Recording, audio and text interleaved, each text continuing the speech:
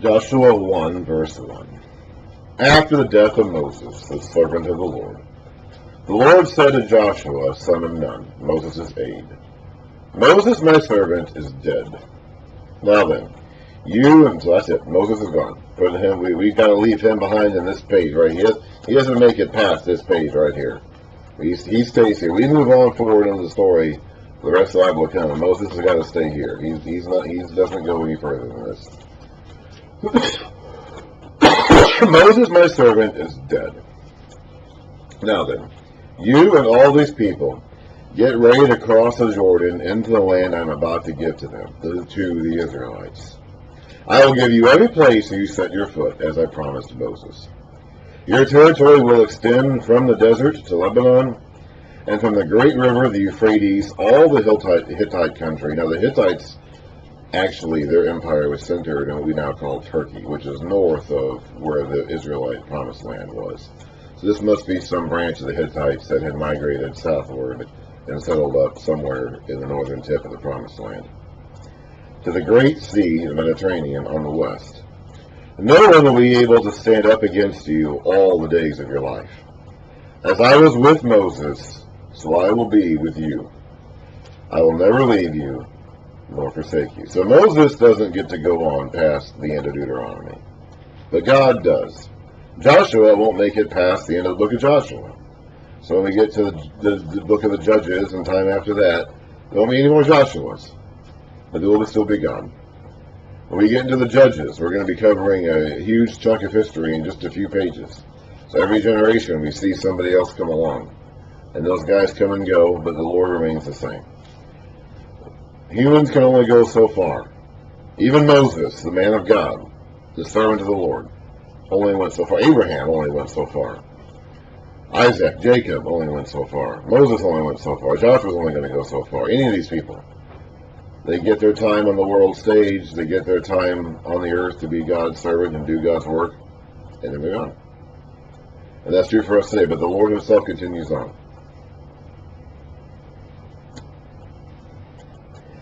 Moses' story ended after this amount of the scripture right here. But the story, as you can see, continues on. And it continues on even beyond the end of this page, too. Because this ended up being finished 1900 years ago. And the story still continues. By the way, Joshua as a book was probably written after the events took place, obviously.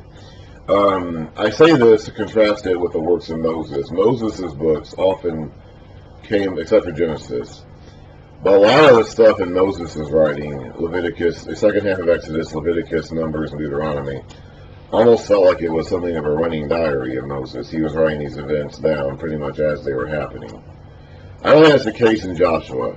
He may have been keeping some sort of record of these battles and all this stuff that was going on, but I believe the book of Joshua that we have was probably written as a comprehensive account of what happened afterwards, like after Joshua was settled in the land and spent the last years of his life in peace. Probably then either he or the priest or whoever sat down and actually wrote about what happened.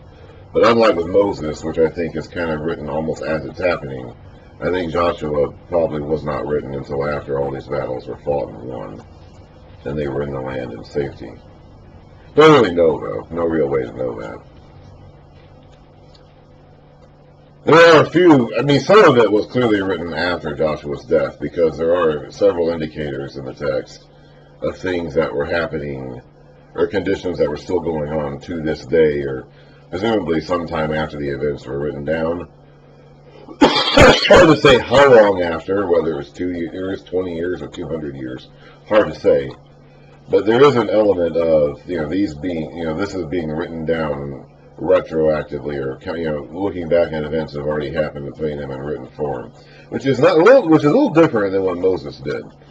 Moses, a lot of the stuff in the books of Moses, I think, was kind of being written down as it was happening. It may have been compiled into a document later on, but you get the sense that a lot of that was Moses' running diary. I don't think that's the same case here in Joshua. Be strong and courageous, because you will lead these people to inherit the land I swore to their forefathers to give them. Be strong and very courageous.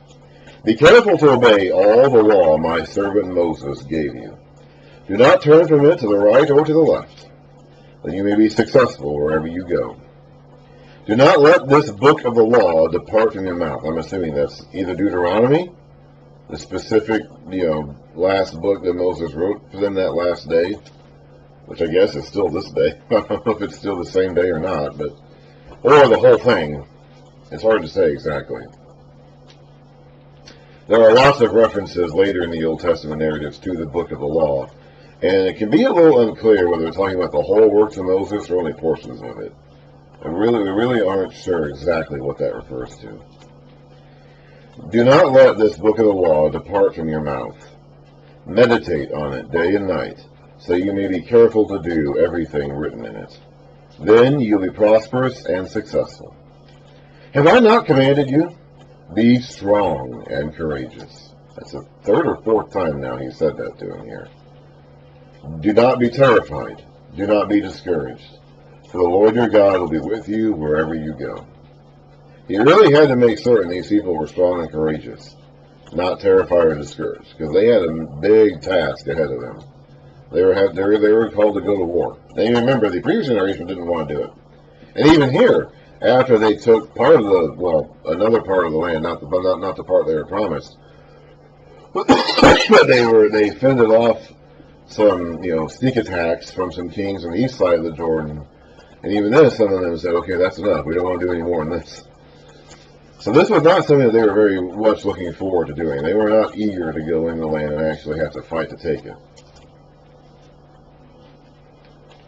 So Joshua ordered, so we know that because of the way that God is emphasizing for them to do it, to be strong and to be courageous, and reminding them that he'll be with them. So this was not something that was easy for them to hear, or easy for them to consider doing. They did it, but this was a tall task. So Joshua ordered the officers of the people, go through the camp and tell the people, get your supplies ready. 3 days from now, you will cross the Jordan here to go in and take possession of the land the Lord your God is giving you for your own. But to the Reubenites, the Gadites, and the half-tribe of Manasseh, Joshua said, remember the command that Moses, the servant of the Lord, gave you. The Lord your God is giving you rest and has granted you this land. Your wives, your children, and your livestock may stay in the land that Moses gave you east of the Jordan. But all your fighting men, fully armed, must cross over ahead of your brothers. You are to help your brothers until the Lord gives them rest as he has done for you, and until they too have taken possession of the land that the Lord your God is giving them. After that, you may go back and occupy your own land, which Moses, the servant of the Lord, gave you, east of the Jordan toward the sunrise. Then they answered Joshua, whatever you have commanded us, we will do, and wherever you send us, we will go. Just as we fully obeyed Moses, so we will obey you. Only may the Lord your God be with you as he was with Moses. Whoever rebels against your word and does not obey your words, whatever you may command them, will be put to death. Only be strong and courageous. I'm assuming they must have left some sort of units in those towns to defend the towns, the wives, the children, the livestock. I don't think they would have left them completely unprotected, but I don't know exactly how that worked. Then Joshua, son of Nun, secretly sent 2 spies from Shittim. Go, look over the land, he said, especially Jericho. Now, Jericho was a major city on a major highway crossing east and west and north and south, and provided major access to the cities in that region. So taking Jericho out would have been the first priority at this point. So they went and entered the house of a prostitute or possibly an innkeeper, named Rahab, or maybe both, named Rahab, and stayed there. The king of Jericho was told, look, some of the Israelites have come here tonight to spy out the land. So apparently their mission to spy out the land didn't go so well. They were apparently discovered, I don't know how, it doesn't say how. But you would think that as spies, they wouldn't want to be undiscovered, and apparently they didn't do a very good job of not being discovered. So the king of Jericho sent this message to Rahab. Bring out the men who came to you and entered your house, because they have come to spy out the whole land. So they know what these people are here for. I mean, they can see this army sitting right across the river from them. They know that things are going to get bad pretty soon. But the woman had taken the two men and hidden them. She said, yes. So she's telling this to the king's messengers. She said, yes, the men came to me, but I did not know where they had come from. At dusk, when it was time to close the city gate, the men left. I don't know which way they went. Go after them quickly, you may catch up with them. But she had taken them up to the roof and hidden them under the stalks of flax she had laid out on the roof. Remember I talked about the roof back earlier in one of the laws we were discussing about how the roof was actually a feature of their house. It wasn't just a ceiling over their heads. Here she puts her stalks of flax on top of her roof.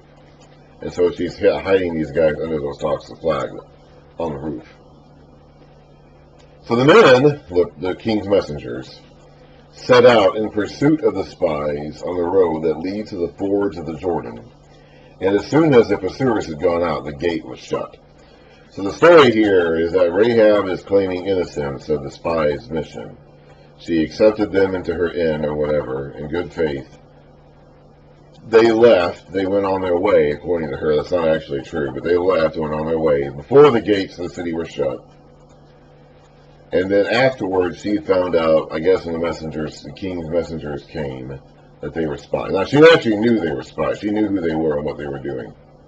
We'll find that out in a moment. But the story she's giving is that she did not know who they were until after they had left. And the gates were still open at that time, so they just left the gates. Left through the gates. The gates are now shut, so they're not going to be able to leave through the gates. But the king's messengers are not looking for them in the city at the moment. They might do so again once they come back, but they've left the city to go look for them out by the fords of the Jordan. Before the spies lay down for the night, she went up on the roof and said to them, I know that the Lord has given this land to you, and that a great fear of you has fallen on us, so that all who live in this country are melting in fear because of you.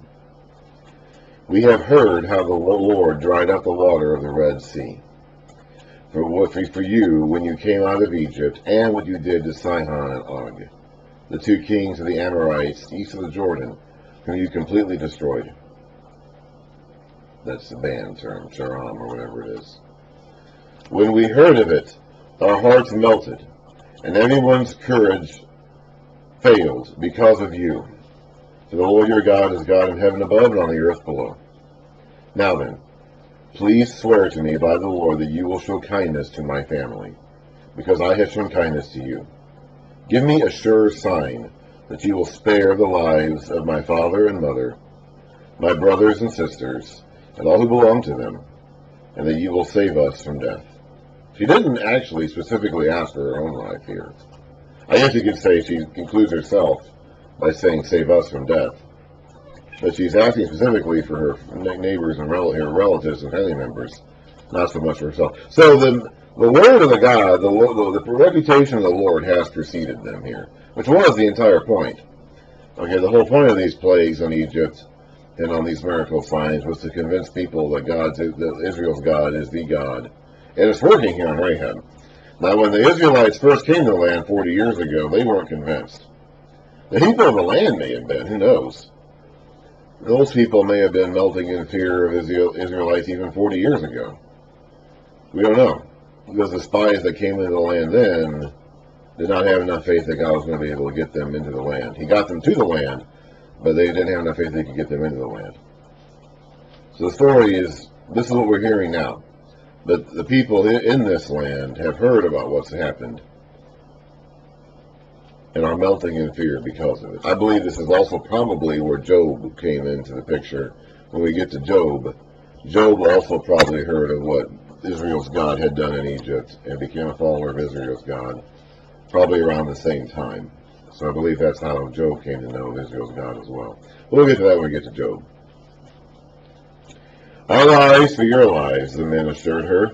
If you don't tell what we are doing, we will treat you kindly and faithfully when the Lord gives us the land.